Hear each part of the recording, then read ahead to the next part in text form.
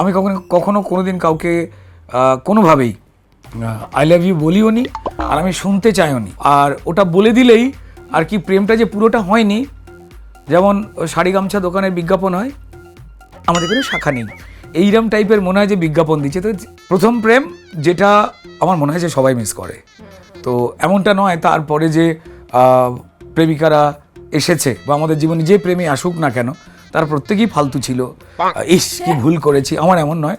আমার যাদের সঙ্গে অ্যাফেয়ার হয়েছে, প্রেম হয়েছে, আমার প্রায় প্রত্যেকের সঙ্গেই কিন্তু এখনও যোগাযোগ আছে। আর একটা জিনিস জিনা, সেটা হচ্ছে যে যখন আমি হইনি, আমার সইটা যখন মানুষ অটোগ্রাফ বানিয়ে দেয়নি, বা মানুষ যখন আমার সঙ্গে সেলফি তুলতো না, বা আমি যখন তাদের পছন্দের অন্যতম অভিনেতাদের মধ্যে পড়িনি, সেই সময়তে আমায় যারা পছন্দ করতো, আমার মনে হয় যে সেটা অনেক বেশি রিস্কি ছিল।